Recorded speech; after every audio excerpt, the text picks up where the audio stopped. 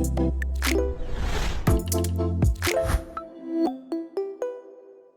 everyone, thanks so much for joining me on the Slice of Healthcare podcast. I'm your host, Jared Taylor. Joining me today, we have the CEO and founder of Fabric, Aniq Rahman. Aniq, how are you today? I'm doing great. Thanks so much for having me on, and I'm glad that you made it out of the storm in Tampa. I know it's for you. It's for you. I had to be here for this. No, that was part of it, honestly. Like I didn't want to miss these recordings I had today. I wanted to have these conversations, but really excited to chat with you. I'm going to ask you, this is my most common question I ask every guest that comes on, but you're a little bit different because you've been in the news like a few times this summer. So I'm sure everyone's heard of you at this point, but let's assume there's still some that haven't. You're walking down the street or at a conference and someone sees you in a Fabric sweatshirt and says, "What does Fabric do?" What do you tell them? Yeah, well, I don't think that many people probably know me yet, so I appreciate the opportunity here. But yeah, Fabric is a business that we started about 3.5 years ago. Today, we're doing quite a bit of stuff. We've grown through building a lot of products and also through opportunistic acquisitions. We like to think of ourselves as an end-to-end care enablement system. So we've got a whole suite of products that sort of encompass most of what had traditionally been referred to as the digital front door. So it's everything from an AI assistant on the front end to help patients with symptom checking, navigating them to the most appropriate site of care, helping them with scheduling, finding a provider, paying a bill, like any sort of administrative question. And so we've built solutions around helping kind of reduce call center volume and help patients there. We also have a virtual care platform. We bought a company called Zipnosis from Bright Health Group last year. And that was sort of the foundation of our virtual care product. And so through that, we've built a product that has asynchronous as well as synchronous modalities, video, phone, et cetera, but also helps refer patients to in-person care. And that really functions more as a virtual urgent care platform. And then we've added additional capabilities there. We acquired Walmart's virtual care business, EMD, from them earlier this year. And then we also acquired Team Health's medical group on the virtual care side. And so that's given us, a broader pool of providers, but it's also made us a more multi-specialty virtual care platform that sells into health systems and payers and employers as well. We also have a suite of engagement and pathways products to help patients with care plan reminders, helping them sort of prepare for upcoming procedures, helping with follow-ups, post-discharge, for example. We also have a product in helping tech enable the in-person experience, whether it's a patient coming into an emergency room or an urgent care or any of the in-clinic experiences. And then we also are now coming out to market with our own provider search and directory product. That's really helping with the front-end patient access side of things and really helping patients find a provider, schedule an appointment with them, learn more about what the provider's research and credentials. And it's really sort of designed to help kind of tie in that whole end-to-end experience of finding great care, getting to the right place, getting to the most appropriate site of care, and then helping with the appropriate follow-up and kind of being that end-to-end care enablement platform. A lot of companies, Aniq, have that internal conversation, right? The build versus buy. You've obviously made a couple of acquisitions. You mentioned a few of them. How do you envision these acquisitions kind of continuing to integrate into your vision for the company? And what was kind of the decision behind saying, was it totally speed? Like, I don't want to put words in your mouth, but like, what were some of the reasoning behind those acquisitions to continue to grow? Yeah, I mean, first off, we're building a lot of things here as well. We have a large engineering team that's working really hard at building a lot of net new things. And so we started actually building a product focused on the emergency department. And we're really proud of the work we've done there. We built something that helps really speed up patient visits in the ED, where we just released a case study a couple of weeks ago showing that for most patients, we're able to speed up their ER visit by 20 to 30 minutes on average. And it's also saving the nurses time, helping providers, helping just create a better experience in the ER, but also post-discharge and also helping with follow-ups and scheduling appointments with a primary care provider afterwards and things of that sort. But then we also, kind of stopped and reflected on just even the patients that were showing up in the emergency department. Many of those patients are showing up with things that don't necessarily need to be treated in an ED. Many of them could have been treated in urgent care or in a virtual setting, or could have been addressed even in primary care if we were looking at it more holistically on the preventive side. And so it really forced us to kind of think about, hey, how do we sort of address those patients and give them a better experience, which is really an experience that kind of comes further upstream of the ED. And so that led us to go into the virtual care space. We acquired Zipnosis, which is a virtual urgent care provider that was really had a lot of really great adoption with health systems, with payers, and then we realized that we wanted to get even further upstream of the patient, and so we acquired Giant, conversational AI chatbot product earlier this year, and that really gave us the ability to really be on the front pages of health systems, really kind of that bottom right-hand corner chatbot to help navigate patients based off their symptoms and figure out the most appropriate site of care, whether it's in person or virtual. And then, I think we realized virtual care is not going away. It's still, one of the most convenient ways of getting care, high quality care. And so we've made some other acquisitions to sort of just further our ability to provide great care there. So by going into the employer space earlier this year, that's also broadened our aperture. We started off, really selling primarily into health systems and provider groups, but now we're working with about 30,000 employers. We're also working with a lot of health plans. We have over 100 million lives under managed care contracts now with our health plan contracts. And we have a provider group that we staff 24/7, 365. And so, I think part of the problem with healthcare is it's so big and so complex. You can't really sort of solve big problems in healthcare by only just tackling one vertical or only just doing it with software. You really need to have software paired with services, paired with different actors within the ecosystem. So today we're working with providers, both large health systems and downstream smaller ambulatory provider groups. And then we're also working with, as I mentioned, payers and employers, and I'm starting to even work with life sciences now as well. You're so right about, I feel like that was a big problem in healthcare for the longest time, right? We would always try to everyone would do a little part, and you're never going to fully solve the problem if you're only doing a little part, right? Like it was even at my last company, we built basically, it was like a TurboTax for licensing and credentialing providers, which it was great during the pandemic too, right? We ended up selling the company to SteadyMD after a few years, but what a lot of people don't realize is I was first time founder. What I really wanted to do with the company early on is my background was in a healthcare staffing, primarily working with health systems on the sales side. But I wanted to kind of create from the top down, like you have the credentialing application tie into understanding their case logs, everything to have a full end-to-end staffing platform with credentialing and all that. We weren't able to do that. We had to kind of focus in on our lane. That's what we raised capital for. But I see so much of like with what you're doing, like when you're able to do all these different parts and do them well, and then have the right acquisitions along the way. And you're the guy to lead this too with your background. So like I'm so excited for you and what you're doing, and obviously want to thank you for deciding to focus in, continue to focus in on healthcare and try to improve it. Thanks so much. And credentialing is like a really good example of a really a problem that sounds simple from the outside, but then when you go deep into it, you're like, wow, this is so complex. You need data on the providers. There's different challenges if you're on the provider side. You have to integrate with the payers. You have to get data from states, from the government, from DEA, et cetera. And so there's just so much, so many boxes you have to check. And I don't think that it's an easily solved problem. It continues to sort of be a challenge.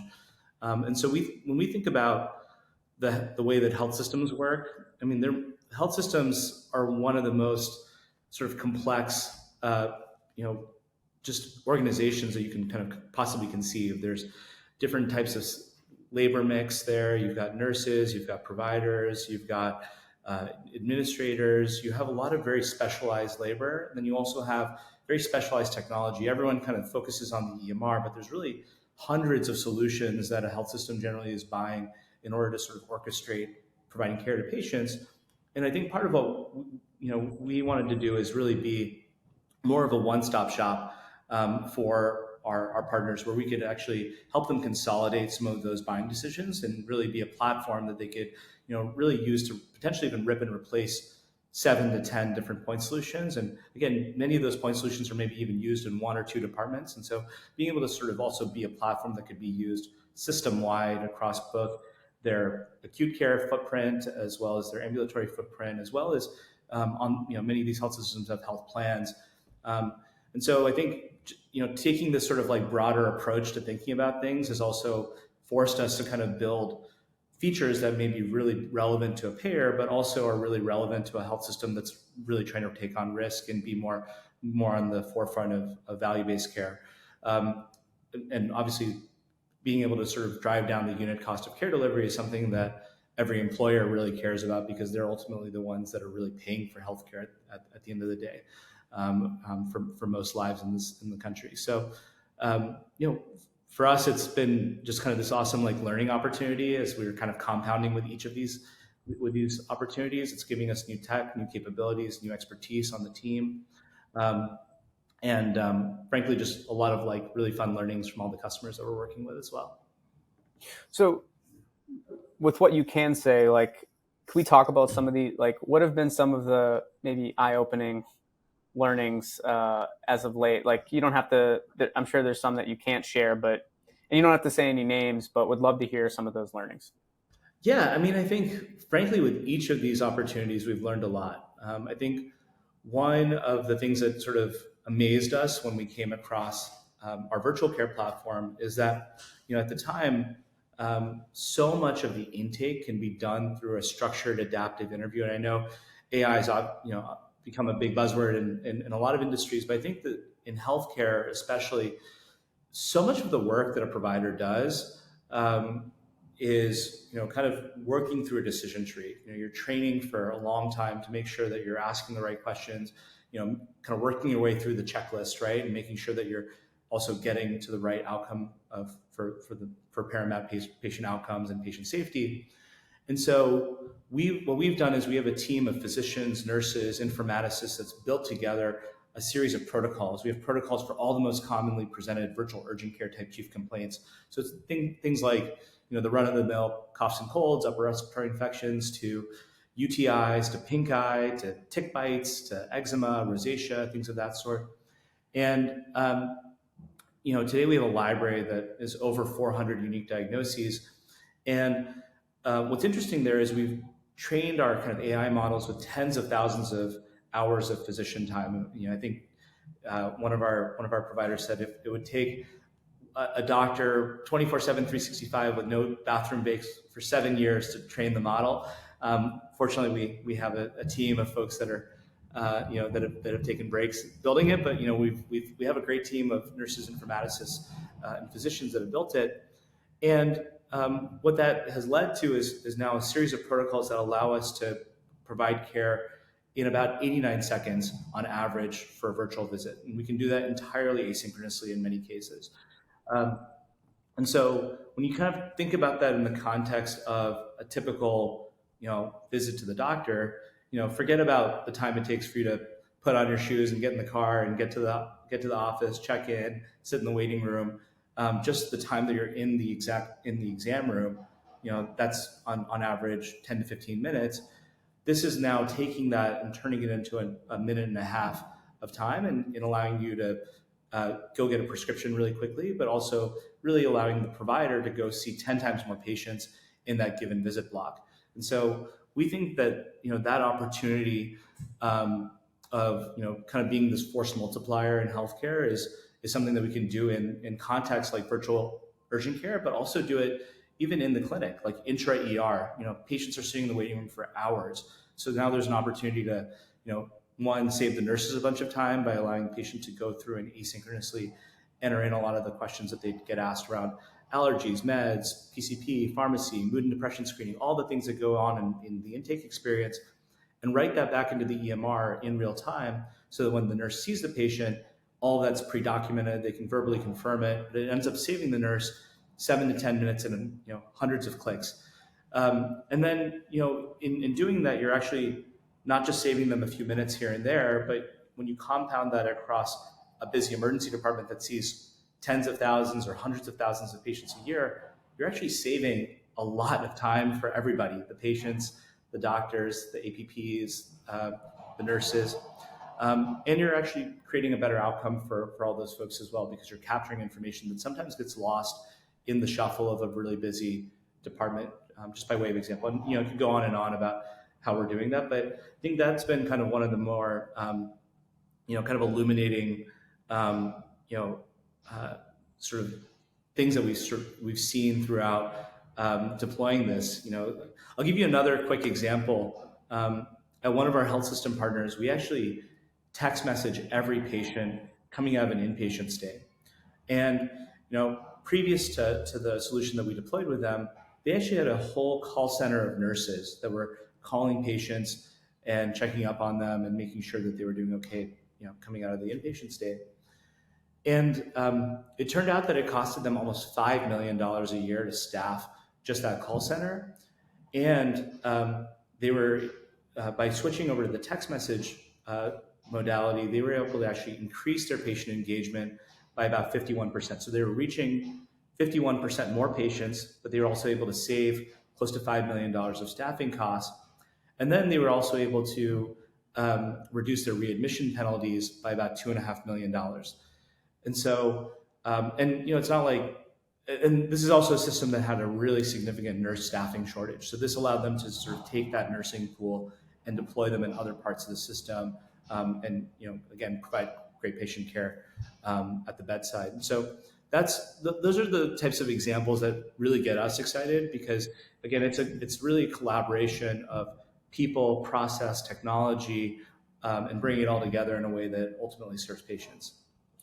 What's next, Aniq? Obviously, a lot's happened just this year alone. What's next that really excites you and the team that you can share with us here today? Yeah, I mean, honestly, we have a lot on our plate right now as a business. So one of the things that we're constantly focused on is just making sure that we're integrating all of our solutions, bringing it all together so that our customers are able to kind of get the best of what we have to offer. And so we've been busy. We've acquired 4 companies over the last 18 months, and I think we've done a pretty good job of bringing the teams together, bringing the products together, really putting it out as one Fabric offering. I think in the current market environment, we're going to continue to be opportunistic. We're looking at a lot of different opportunities to continue with acquisitions, continuing with new product launches. Again, we're bringing out a new provider directory and search capability next year, which I think is something that a lot of health systems and payers are looking for better ways of engaging patients to find providers and schedule and manage their existing provider directory, doing the data management side of things, which obviously takes inputs in from things like the credentialing system. So we're really just sort of doubling down on all of the above, and trying to make this a really seamless experience for patients at the end of the day. I love it. Will I be seeing you at the health conference? Yeah, I'm planning to be there. We'll be there for a couple of days with the team, and I'm looking forward to that as well. Well, hope we run into each other at some point. I'm sure we will. It's such a big conference, but it's very likely you run into people there, which is one of my favorite things about it. Should be a good event. And I'm wishing you all the best of luck. I want to thank you again for coming on. Hopefully we can get you on again in the future, and we can probably when you have your next acquisition, because I'm sure you're. Is it fair to say you're always open to looking for companies that are out there, or are you in a pause mode right now?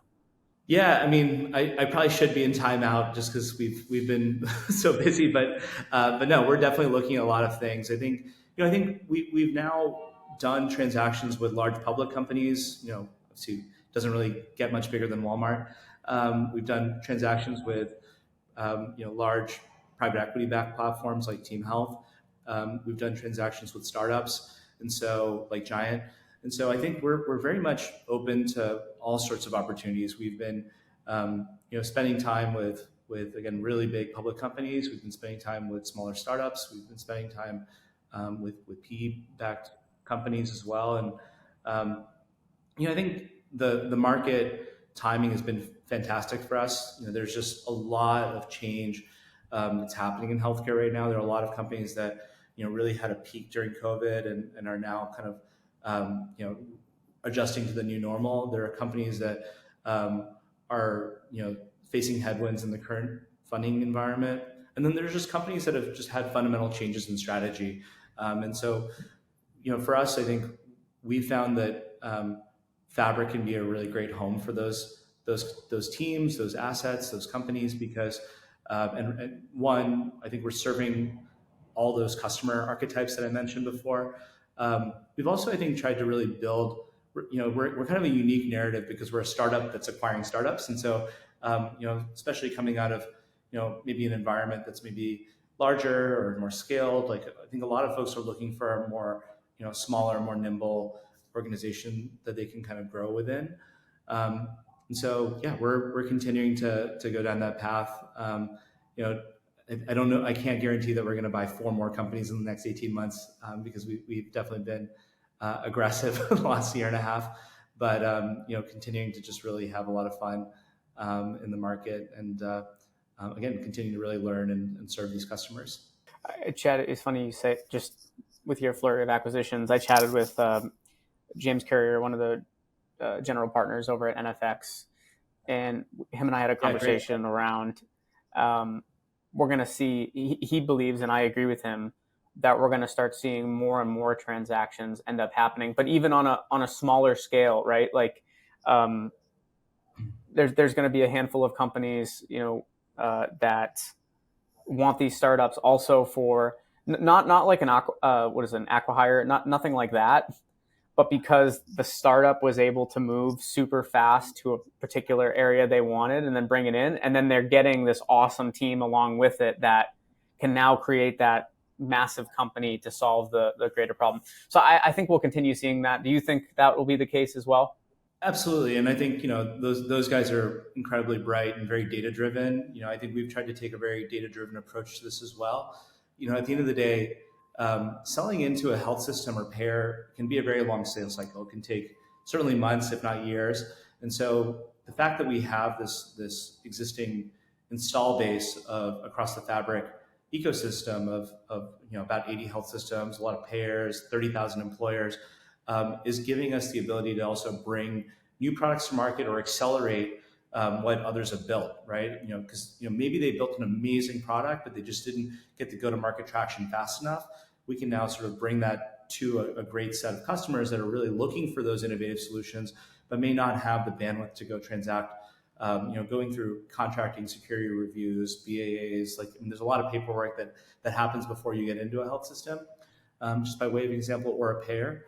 And so, I think being able to sort of accelerate that on their behalf is a great way for us to partner together. 100%. Thanks so much, Aniq, for joining me here today, and look forward to future conversations.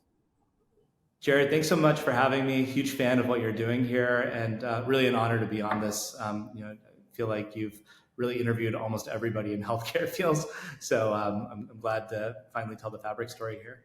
Yeah, I'm glad to have you. We're almost at 5. Well, we've done over almost 2,000 episodes across all the different shows, but almost 500 for Slice of Healthcare now individually, which will be that'll be a big. Well, maybe we'll have to get like a big group for the 500th episode and just have a big conversation. I'm still deciding what we're going to do for it, but it'll be fun. But yeah, thank you again so much, and look forward to seeing you at Health. I feel like when you go to Health, you probably run into like everybody and know them because you've interviewed them at some point. Yeah, you know what I do for some of the booths too is like, this is what I tell people. If you're walking around and you don't know what a company does at Health, just like go to our site, search it, listen to like a 15-minute podcast, circle back, and then say hello. It's usually what ends up happening. But yeah, it's kind of like a reunion. It's fun. That's amazing. All right. Well, we'll see you at the Slice of Health conference then next. Aniq, thanks so much for joining me. This was fun.